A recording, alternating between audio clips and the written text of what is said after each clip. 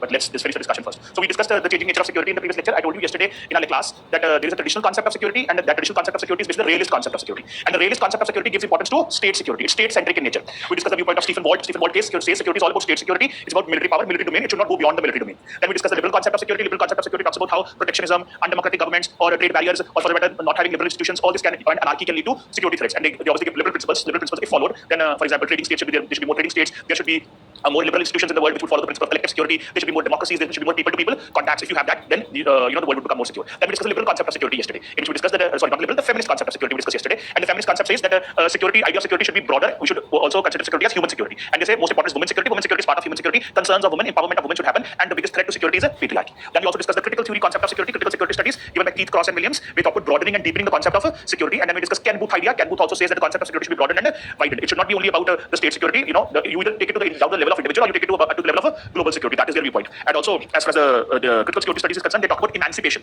We discussed yesterday emancipation, and they've given tenets of security. Security has to be universal, it has to be normative, it has to be inclusive in nature, it has to be emancipatory in nature. We discussed we have to be critical also. Then we also discussed the post-structuralist concept of security or the post-modernist concept of security, that focus on the language of security threats. Language of security threats is devised in such a manner to make the state more powerful. And then we also discussed, if you remember, we discussed along constructivist school as well. And then we discussed the Copenhagen School of Security, which is given by Barry Buzan and Ole Weaver. They talk about the theory of securitization. They talk about security, politics of securitization. Yesterday we had discussion politics of securitization, how issues should be desecuritized, because politics of securitization enables the securitizing actor to put that issue from normal politics to emergency politics, and then they get undue power to even use extraordinary measures to ensure security of the referent object. And then Barry Buzan has also given a multi-dimensional idea of security. Multi-dimensional idea of security has also been given. So this is what we discussed yesterday. So just to recap all of that what we discussed yesterday, the only one topic was left as far as security is concerned. That is the idea of human security. So now let's have a discussion, an elaborate discussion. What is human security? So the concept of human security, the name itself suggests, I'm sure you are able to make out that when we say human security, so who is important for us in terms of defining security? State or the human being individual? Obviously, it says that the referent object or the referent analysis should be done from the vantage point of the individual. Security of the individual should be given priority. Concept should not be state-centric. Security of the individual should be given priority. That's why we call this as human security. So the referent object of security is the individual, not the state. And it talks about how there should be, an individual would feel secure if there is freedom from fear, and also freedom from wants. The idea of human security is defined in the manner that there should be freedom from fear and freedom from wants. What do we understand by this? Freedom from fear. If there's physical security threats, if the life of a particular person is under threat, then a person may have freedom. The person may feel fearful. So there should be no security threats. There should be, the life of everyone should be secure. Nobody should have any such physical security threats because of which the person may feel fearful. That should not happen. That is one. There should be freedom from fear. Second is freedom from wants. Now, what do we understand by freedom from wants? Freedom from wants means basic needs of all individuals should be fulfilled.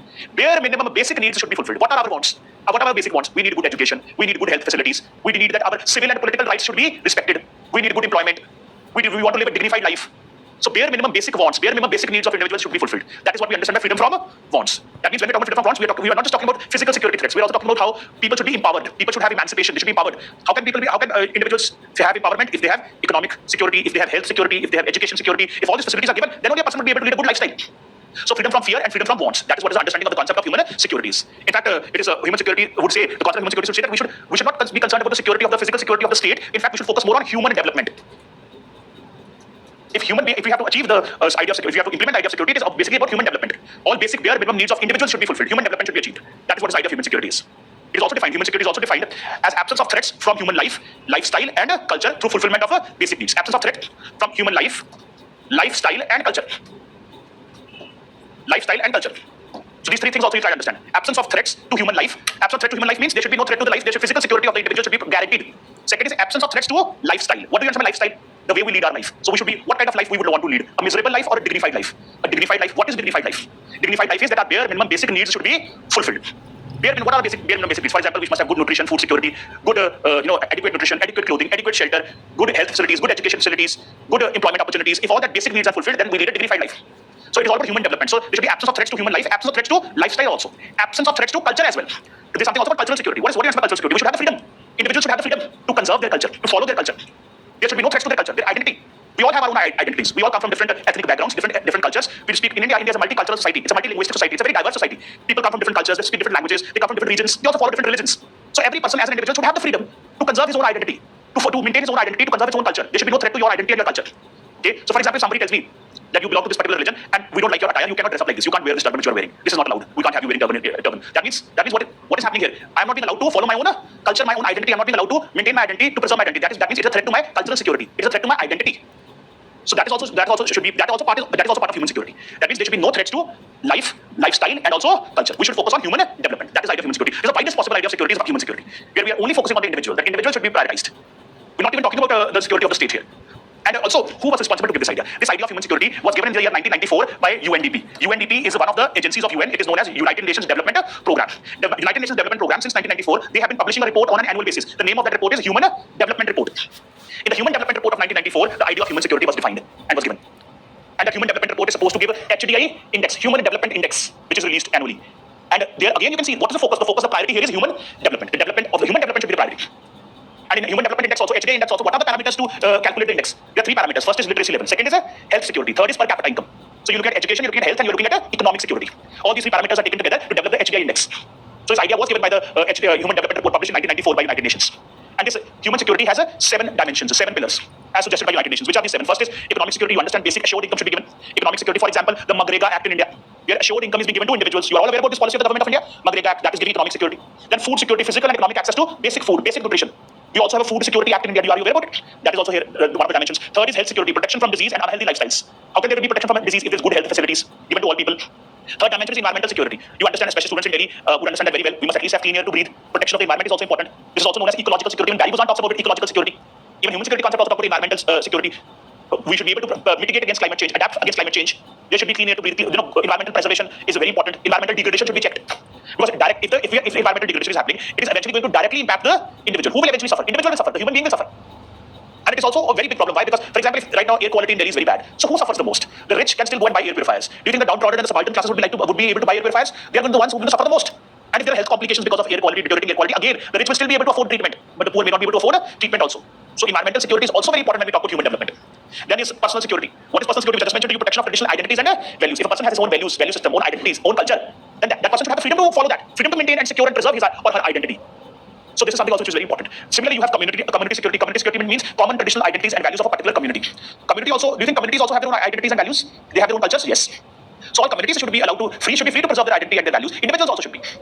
Then also furthermore, you have lastly political security. What do we understand political security? The rights and the freedoms to protect people from tyranny or government abuse. How will that happen? How will it happen? The existence of rights and freedoms to protect people from tyranny or government abuse. How does that happen in India? Do you think all of us, we enjoy political security in India? Do you think there are certain rights which prevent us from government abuse? Are you not aware? Fundamental rights. Fundamental rights are enshrined in the Constitution of India, Part 3 of the Constitution of India. They check the power of the state, the Leviathan state, which has been developed. It is very powerful Leviathan state. And they may misuse this power. They may misuse this power to violate the rights of the citizens. Therefore, fundamental rights are enshrined in the Constitution of India to protect the rights of the citizens. That means that the state may be very powerful, Leviathan state may be very powerful, but it will never be allowed. It will never be allowed to misuse its power to violate the rights of the individuals. Right to equality, right to freedom, right to life and personal liberty, cultural rights, educational rights, right against exploitation, right to freedom of religion. All these fundamental rights, they give us political security. These are civil and political rights. They prevent individuals from the tyranny and abuse of the government. Government means the state. So this is what we understand political security. So these are 7 dimensions of security. And you see this, in these 7 dimensions, we have not even mentioned military security. Because I told you, human security is idea. The concept of human security is the exact extreme of the realist concept of security. Because in the idea of human security, we are giving priority only to the security of the individual. Only to the security of individual. There is no concern about the security of the state. It is assumed in this idea, if the individuals are secure, naturally the state will also be secure, because eventually states are made up of individuals. So we must give most amount of importance to human security. So if there's a spectrum on one end, on one extreme, you have the realist idea of security, where importance is only given to security of the state. On the other end of the spectrum, you have the idea of human security, where the importance is given only to security of an individual. Barry Buzan is also, I would not put Barry Buzan also on this extreme, because Barry Buzan is also talking about one of the 5 pillars of the Barry Buzan idea is military security. But in human security, you don't even have that military security idea. So this idea, human security, has been given by United Nations, and in fact, in the UN, they've also formed a human security, a trust fund for human security. A trust fund for human security has been formed, which will be used to put this idea into practice in the world, especially in the poor and developing countries of the world. Now we must also discuss the viewpoints of various experts on the idea of human security. Viewpoints of various experts on the idea of human security. And when I talk about experts, so these experts, they differ. There is a great amount of debate on the idea of human security in international politics. It's an issue which is of intense debate. It's a contested concept. There are experts who differ on the idea of human security. What are differences? Differences are over this particular, this thing which we discussed. There are certain experts who say that in the idea of human security, we should only focus on freedom from fear. But there are others who say that, who are of the view that no, in the idea of human security, we should focus on both freedom from fear also and freedom from wants as well. So that is the main point of difference as far as this is concerned, as far as security, idea of human security is concerned, views of scholars are concerned. So first of all, I like to quote Mehboob ul Haq. Now he's one of the most prominent scholars when it comes to the idea of human security. Mehboob ul Haq. Why most prominent? Because he is the one who was the author of the Human Development Report, which was published in 1994. Mehboob ul Haq. He's a Bangladesh-based scholar, and he was the one who was responsible for. He was the author of the Human Development Report published by UNDP. So he is the one actually who coined the term human security. He is given the credit for writing this report and coming out with this new concept of human security. And therefore his definition becomes most fascinating and most interesting. He says human security is not a concern with weapons. When he says not a concern with weapons means we are not concerned with the idea of military security or state security. He says it is a concern with human dignity. Human dignity. That means individuals should be allowed to lead a dignified life. How can you lead a dignified life if your bare minimum basic necessities are fulfilled? So it is a concern with human dignity. He says in the last analysis, it is a child who did not die. It is a disease that did not spread. It is an ethnic tension that did not explode. A dissident who was not silenced. A human spirit that was not crushed. You understand what he's trying to say? When he says, in the last analysis, he says, human security is a story about a child who did not die. A child who did not die. Do you think in countries children die? Why? You must have heard about infant mortality rate. Or this happens at these infants many times. It happens. There's a high infant mortality rate in many countries where infants, they are not able to survive and they die. And why does this happen? Why? But if infant mortality rate is high in a particular country, what can be the reason for that? What can be the reason? Health infrastructure is not good. That means nutrition is not good. Probably the mother is not having good nutrition. The child is not having good nutrition. Health facilities are not good. Then only infant mortality rate would go high. Then he says it's a disease that did not spread. Why would diseases spread in countries? Again, if there are not good health facilities, then you will not be able to, in good countries, in developed countries, what happens? They are able to vaccinate their population. They are able to immunize population. They are able to prevent them from deadly diseases. Like in India, we have been able to vaccinate and end polio. Are you aware about that? So in many African states, they still have not been able to get rid of polio. So again, for that, good immunization program, good health facilities. Then next he says, it's an ethnic tension that did not explode. What do you understand by ethnic tension? What do you understand by ethnic tension? What do you understand by this? Ethnic tension. If different people from different ethnic backgrounds, they develop differences with each other, which leads to ethnic clashes, riots, civil war-like situations. Have you not seen what recently happened in Northeast India? A lot of violence happened. There were certain tribal communities who had differences with each other, and those differences exploded and took a violent turn. Ethnic tensions happened. So what can we do? We can connect this with personal security. If there are more ethnic tensions in a country, that means people are not free to conserve their identity, their culture, their values. Ethnic values, ethnic culture, own identity. You must understand there is a difference between ethnicity and religion. There's a difference between that. Punjabi community is an ethnic group. It's an ethnic group. But Sikhism is a religion. Now, Punjabi community is an ethnic group. Punjabis, do you think all Punjabis compulsorily have to be Sikhs? Is that necessary? No. In the Punjabi community, people who belong to Punjabi ethnic community, there are Sikhs also, there are Hindus as well, there are Muslims also, even Parsis as well. You know what General Sam Manik Shaw? He was from Amritsar, belonged to the Punjabi community, followed which religion? Parsi religion. So this is something which you must understand. Okay. So this is very big message. You must have this clarity that Punjabi community is an ethnic community. They belong to one common ethnicity. Comes from culture, language, region. Region, culture, language makes an ethnic background. Now, Punjabi community, many Punjabis follow Sikhs. There's a Punjabi community living in Pakistan also. They follow Islam. There are many Punjabis who follow Hinduism also. So there's a difference between ethnicity and religion. Similarly, do you think Gujarati community is an ethnic community? Yes, they follow. What is ethnic community? They follow common culture. They should have common language, and they belong to one particular region. So again, Gujarati community is ethnic community. Do you think all Gujarati members of the Gujarati community have to be compulsorily Hindus? No, they will be from all different religions. Similarly, Bengali community. Bengali community again is an ethnic community. Ethnicity comes from where? Ethnicity comes from their culture, and culture is not necessarily defined by religion. That's something you must understand. People from different religious backgrounds may still have the same culture, same language. So the Bengali community, don't you know there are Hindu Bengalis? There are also Muslim Bengalis. So this you must understand. There's a difference between ethnicity and religion. India is a multi-religious society, multi-ethnic society, multicultural society. So if there are no ethnic clashes in a country, if there are no ethnic tensions in a country, that means that people in this country have complete freedom to preserve their own identity, their own culture. That is what we mean by personal security and community security or cultural security. So you must understand these terms. Ethnicity is different, religion is different. Religion is your religious beliefs, your religious values, your religious practices. Ethnic community is your culture, your language, the region which you belong to. So this is something you must understand. So this is how we understand what ethnic tensions are. So Mehboob Haq says that human security is, in the last analysis, it is that child who did not die. It's that disease that did not spread. It is that ethnic tension that did not explode. And it is that dissident who was not silent. Who is a dissident? Who do you think is a dissident? You understand the term dissident? Who has a different viewpoint? Who doesn't agree with the majority viewpoint? Who doesn't agree with the majority viewpoint? Who has a different viewpoint? This such a person is known as dissident. He may disagree with the economic policies of the country. She may disagree with the social or economic and political policies of the country. So a person who has a different viewpoint, who doesn't agree with the mainstream, that such a person is known as a dissident because he disagrees. So if a dissident is not silenced, then what do we mean by that? If a dissident is not silenced, then what do we mean by that? That if a dissident is not being silenced, that means people have civil and political rights. People have freedom of speech and expression. That means their rights are protected. If dissidents are silenced, if they are killed, if they are imprisoned, that means people do not have civil and political rights. They do not have freedom of speech and expression. They do not have liberty. They do not have freedom. One of the former American presidents had said that in a democracy, people must learn to agree to disagree. You can't have a democratic country where all people have to believe in the same viewpoint. It is not possible. There will be different plurality of viewpoints. There should be discourse, debate, discussion, allowed all of this. If you will not allow any of this, emancipation is not possible. Because you have to, if there is a synthesis, if there is a thesis, there has to be an antithesis. Then only you will progress and change and reach a synthesis. So this is what Mehboob Haq says. This is his definition of human security, which is including everything: political security, economic security, health security, cultural security, personal and community security. All dimensions are there. He says it is not a concern with weapons. So the broadest possible analysis has been done by Mehboob Haq. Then I would like to discuss Mary Kaldor. Mary Kaldor is of the viewpoint human security as the security of individuals and communities rather than states, and combines human rights with human development. So Kaldor also defines, she says, that it is not a concern with state security, it is only a concern with individuals and how individuals and communities should be securitized. And also she says that it's all about combining human rights and human development, because I mentioned earlier also that the idea of human security is all about the idea of human development. Then the next I would like to discuss Lloyd Exworthy. Lloyd Exworthy is the Canadian expert on human security, a Canada-based expert on the idea of human security, Lloyd Exworthy. And he's of the opinion that focus of human security is less on threats associated with underdevelopment and more on the insecurity resulting from a violent conflict. While recognizing that such conflicts are not confined to interstate conflicts, human security is thus divided in terms of freedom from fear. So what is Lloyd Exworthy of the view? Lloyd Exworthy says that we must focus only from freedom from fear. He says that human security idea should not be concerned with the issues of underdevelopment. Human security idea should not be bothered about the issues of underdevelopment. What do we understand by this issues of underdevelopment? Underdevelopment, that is freedom from wants. If there's underdevelopment, if there's no development, that means the health, the economic, and the political security of that particular individual is probably not, is being compromised. But here they believe, Axworthy believes, that we should only focus on direct violence, physical violence, which may threaten the life of a person, of an individual. So we should only focus on freedom from fears. We must not focus on issues related to underdevelopment. It is not about issues related to underdevelopment, it is more about the violent conflict in the society. If there's violent conflict in the society, then life of human individuals, human beings would be affected, adversely affected. Then we have Lord Guard. Lord Guard's viewpoint on human security. Now, Lord Guard also is of the same opinion. Lord Guard says that the concept of human security should be confined only to freedom from fear. That is man-made physical violence, also referred to as direct personal violence. He says a broader understanding of human security as freedom from structural violence will undermine the clarity of the notion and make it difficult to develop priorities and devise effective policy responses. He says that the concept will not lose its clarity and we will not be able to apply the concept if we broaden the concept. He says we should only focus on personal violence, direct violence. That is only from freedom from fear. And the idea of human security should not focus on freedom from structural violence. What is structural violence? Many of you must be wondering. What is the difference between direct violence, physical violence, and then structural violence? These are two very fascinating ideas. Let's break them down. Let's try and understand these ideas. Now, Lord God says that human security should only focus on direct violence. Human security should not focus on structural violence. What is this? Direct violence, physical violence, or structural violence? So, direct violence is, the normal idea of violence, which you all understand. That is one person physically harming the other person. So, if one person is beating up another person, physically harming another person, that is direct violence, physical violence. In that case, that person would feel fearful. Therefore, there should be direct violence should not be there. There should be freedom from fears. Now, let's understand the more important idea, structural violence. Even Gandhi believed in this idea. He also talked about the idea of structural violence. What is structural violence? Structural violence is, do you think you can harm a person? You can cause pain for a person only by hitting that person? Or there are other methods of also doing it. Can you cause pain, trauma, suffering for a person without touching that person? Is that possible? How can you do that? Don't you think there are certain structures in the society? Certain structures are there in the society which are responsible for bringing a lot of misery, lot of pain, lot of trauma for many individuals. And this is done without direct violence, without physical violence. I can give you examples. Structure of caste. Do you think caste is violent? Yes, it is violent. The structure of caste can cause a lot of misery, lot of pain, lot of suffering from somebody. It may cause such scars on a person's human soul which may never be cured.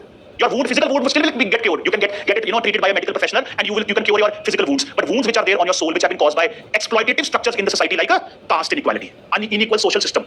Caste is a structure which has been created to exploit people, and that leads to structural violence. It's a structure which is violent in nature. Can you give me another example? One example I give you: structure of caste. Can you give me another example?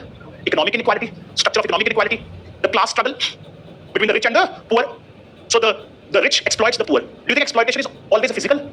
That the rich would beat up the poor, or there are other ways of exploiting? There are many ways of exploiting. The rich may exploit the labor of the poor, may traumatize and torture the poor by not giving him or her rightful salary or wages, may loot their resources, may exploit their resources. So economic inequality, again, is a exploitative structure, a structure which leads to violence, which brings a lot of misery, lot of torture, lot of pain to people. What is violence basically? Violence is which may result in pain, which may result in suffering, which may result in trauma. Now all this can happen either by going physically beating up somebody, and you can also do it without even touching people. You can do it without even touching people by doing caste-based discrimination, by having economic inequality in the society, and allowing that economic inequality to flourish. The rich keeps on becoming the rich and richer, and the poor keeps on becoming poorer. The gap between the bourgeoisie and the proletariat keeps on widening. It is also an example of structural violence. Can you give me any other example of structural violence? Any other structure you can identify in the society which you think is going to bring misery to the people? Cybercrime is a law and order issue. Yes, that can also do. Yes. Racial discrimination, very good. Gender discrimination, very good. What else you can think of? Communalism, do you think? Communal structures also lead to violence. Physical also, and non-physical torture is also done because of that. So gender discrimination, the structure of patriarchy. Structure of patriarchy is violent. It is exploitative. Patriarchy does violence against whom? Against women. They are supposed to suffer a lot of misery, a lot of pain in life because of patriarchy, gender discrimination, exploitative structure. Similarly, racial discrimination, apartheid, which has happened in South Africa. Do you think Mahatma Gandhi fought against apartheid also? Yes. Exploitative structure on the basis of color of the skin. You're exploiting people, you're bringing misery to people. Basically, what is human security? Human security is person should be allowed to lead a dignified life. People who are being subjected to such kinds of discrimination, exploitation, do you think they will ever be able to lead a dignified life? No. So these are all examples of structural violence. Patriarchy is example of structural violence. Caste discrimination is example of structural violence. Racial discrimination, apartheid is example of structural violence. Economic inequality is example of structural violence. And she also gave a very good example. These days we discussed yesterday also. Artificial intelligence technologies being used to morph images and insult people, demean people. That is also harming human dignity. That is again people are being harmed without touching them. Misuse of cyber technology, cyber crimes. So this is you have to. So there's something called physical violence, direct violence, and there's something called structural violence. And if in a country people have economic security, if in a country people have if in a society people have economic security, if in a society people have personal security, community security, political security. Political security means what? Right to freedom, right to liberty, right to equality. If all this is there in a society, then there would be no structural violence. There would be no structural violence. And but if you ask Mehbul Haq would say human security idea should focus on direct violence and also should focus on structural violence. That is freedom from fears and freedom from wants also.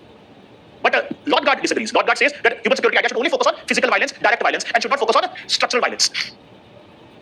And this is something again which you have to understand. So this again, and he says, Lord God says, if you expand the domain of this human security idea, then the whole idea will lose its clarity, and we'll never be able to apply this idea. Finally, I'll discuss with you the viewpoint of Kofi Annan. Who was Kofi Annan? the former Secretary General of the UN, Kofi Annan. Who is the present Secretary General? Antonio Guterres. So Kofi Annan, he has also given a very broad idea of human security. He covers all aspects. He doesn't say that we should only focus on freedom from fear. He's also belonged to that school of thought that says that human security should focus on both freedom from fear also and freedom from wants as well. What is the idea? He says human security can no longer be understood in purely military terms. It must encompass economic development. Economic development means economic security. Social justice. Social justice means no structural violence, personal community security, environmental protection, environmental security. Democratization would lead to political security, people having civil and political rights. Disarmament will make the society more peaceful. No weapons, no use of weapons, no physical violence. Respect for human rights and rule of law. Again, would lead to the emancipation, empowerment of the individual. So this is his definition of human security. When he says it should cover all these aspects. And he says all these aspects are interrelated. Progress in one area will lead to progress in the other area. You can't keep them into watertight compartments. So Kofi Annan has also given a very broad, very, very wide definition of the idea of human security. You understood, all of you? You understood the idea of human security? There is the debate between whether it should be only freedom from fear or should be freedom from fear and wants both. Exworthy and Lodgard is of the view that we should only focus on freedom from fears. Whereas Mehbul Haq and Kofi Annan are of the view that we should focus. Human security idea is not about military security and it's all about freedom from fear and freedom from wants. And then there's 7 dimensions of the idea of human security as well. So you understood, all of you? Any doubts, any queries you have? And if you'd like to ask, yes?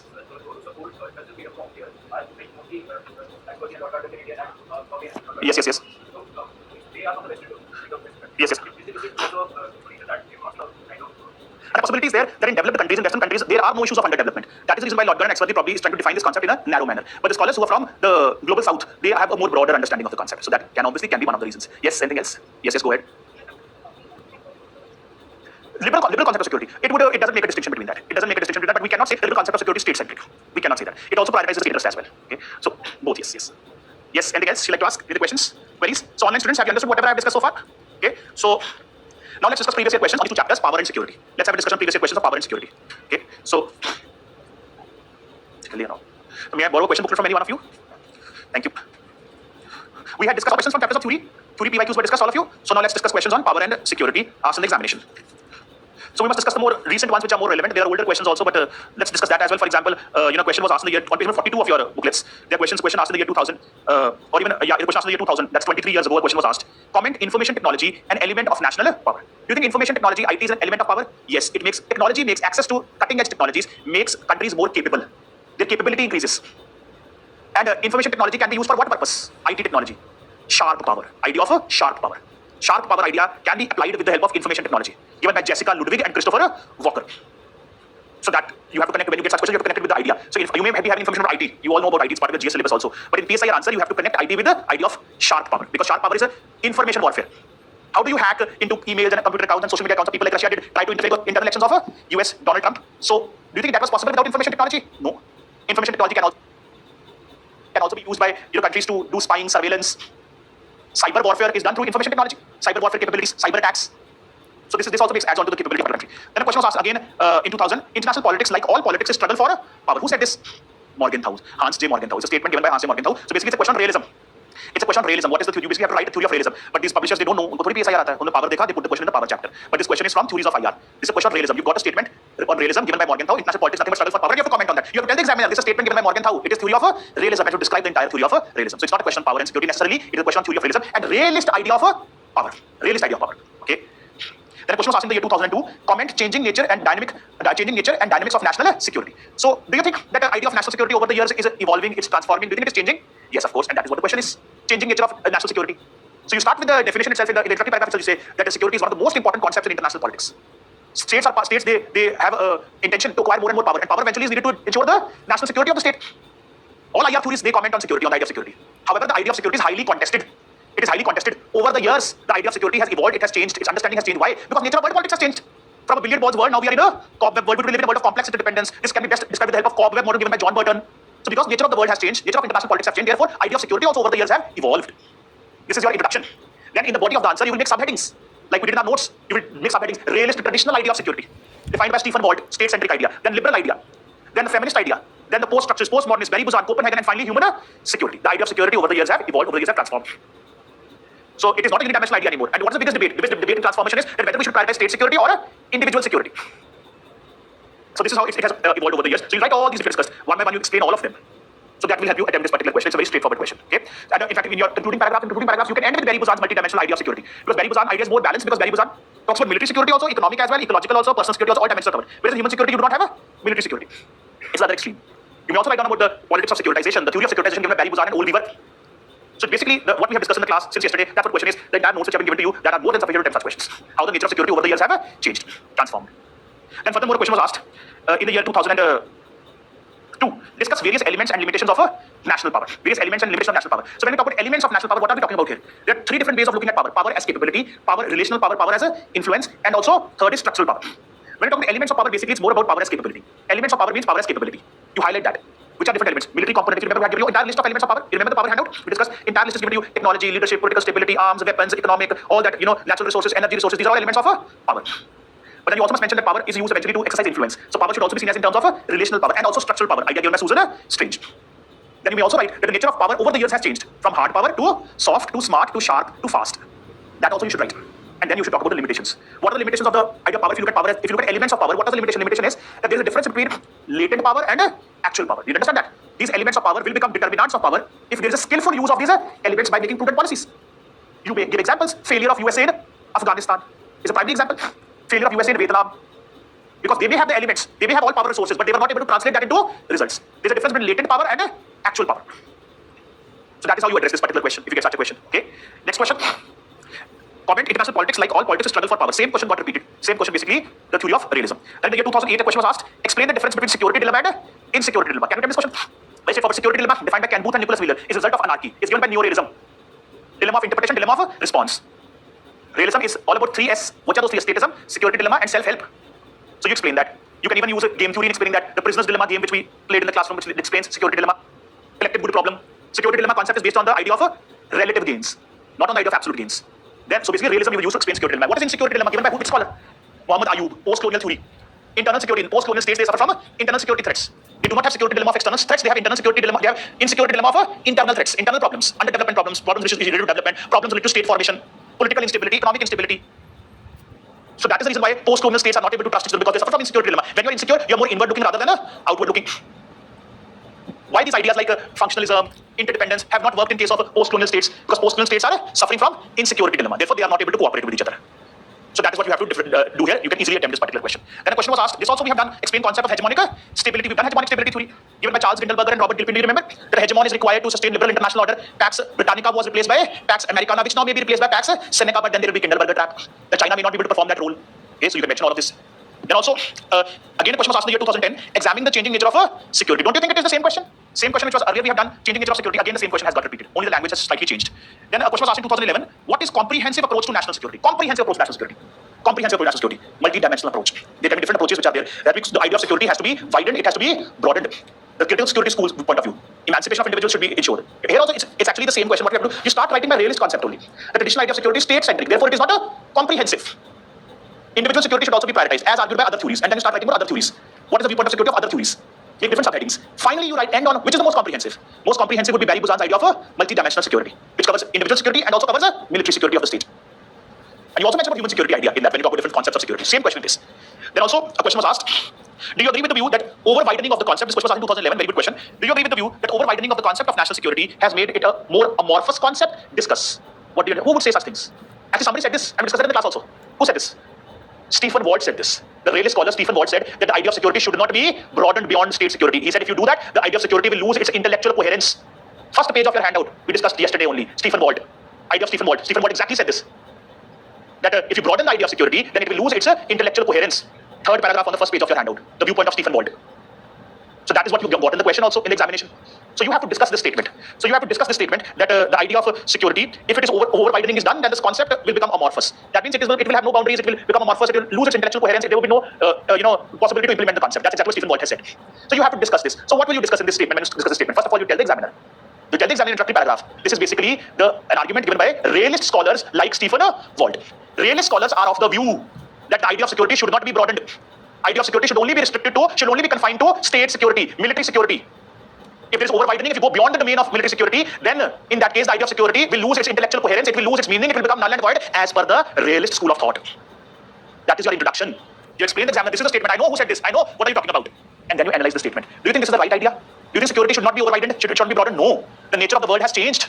The next paragraph, the nature of the world has changed. Over the years, the world has, international order has undergone a transformation. It is not a billiard balls model anymore. We are now living in a cobweb world, a world of globalization, a world of interdependence, complex interdependence. Therefore, the idea of security over the years have also transformed. there are other theories which given importance not only to state security but also to individual security. And then you write down about those other theories. And then you end on the most comprehensive idea of Barry Buzan's multi-dimensional idea of security. So it's actually the same question, but the way they have asked it has changed. Basically, when they ask such questions, they want to test the conceptual clarity of the candidate. Does the candidate have conceptual clarity? Does he understand what is the meaning of the statement? Can he discuss this statement? Can she discuss this statement? So that conceptual clarity is being tested here. So this is something which you. So very simple statements, not difficult at all. It is basically what a realist would say. Realist would say, whenever you reach a statement, this question, you should ask yourself that which theory would support this statement. So when you read this statement, you should ask yourself, who would talk like this? Realist would talk like this. That the idea of security should not be broadened. It should not be overridden. The moment you get a question to that answer, half your job is done. So that is how you discuss it. Okay. Then the next question. This question is on terrorism. Terrorism we have still not done. There's a chapter of terrorism in the syllabus. Once we do that, then we can discuss this question. Then a question was asked in the year 2012. What constitutes national security discourses? How far have the IR feminists questioned how security has been problematized? You understand the nature of the question? First part, there are two parts of the question. First part of the question is, what constitutes national security discourses? What do you understand by this? National security discourse. What do you understand by this? National security discourse. Whenever you get this term in the question paper, what do you understand by this? Debates, yes. Discourse means debates. What are the national security debates in IR? You tell me what is the debate? Debate is whether we should give importance to state security or individual security. That is the debate. Do you agree with this? That is the debate. And who talks about this thing? Realist, traditional idea of security. And all the theories, they also give importance to individual as well. This is the debate. This debate you have to highlight in the first part of your answer.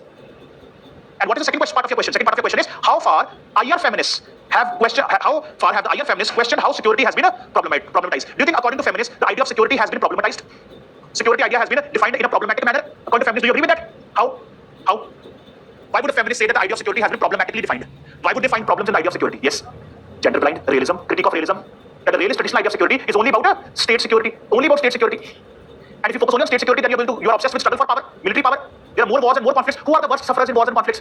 Women and children. Have you forgotten the feminist theory we have done? Feminist critique of realism, analytical realism, empirical realism. And women concerns are completely absent. Women perspectives are completely absent from the traditional realist theory.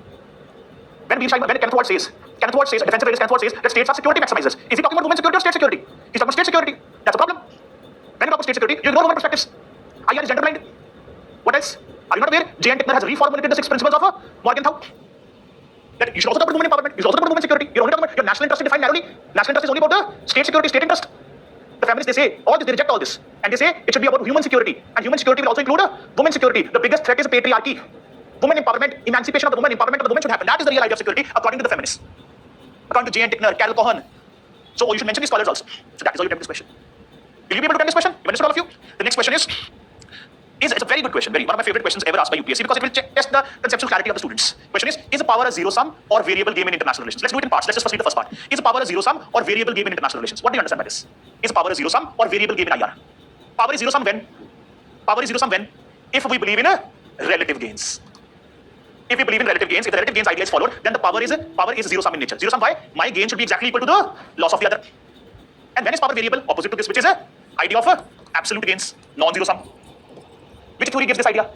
Which theory gives this idea? Relative gains. Realism. Which theory gives this idea? Liberalism. That is debate between realist concept of security and a liberal concept of security. The first part of the question you answer by telling the examiner that the security is a highly contested concept in IR. It's a highly contested concept in IR. There are different perspectives of security in IR given by different theories. As per the realist perspective, traditional concept of security, it is a zero sum. Because realism believes in a relative gains, security dilemma, anarchy. However, as per liberals, the power is non-zero sum because liberals believe in absolute gains, collective good is possible, common good is possible. So that is the answer to the first part of the question. Do you understand now? Okay. So what is the second part of the question? Second part of the question is, can zero-sum game explain the mixture of conflict and cooperation of the present dynamics of IR?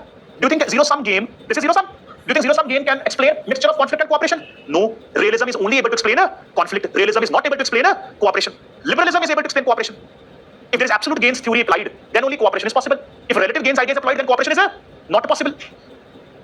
Basically, again, this is a question on realism versus liberalism. But because in the question there's a word power, so these publishers, they have put this question in this section. It's not a question only of power. It is a question of theories of IR.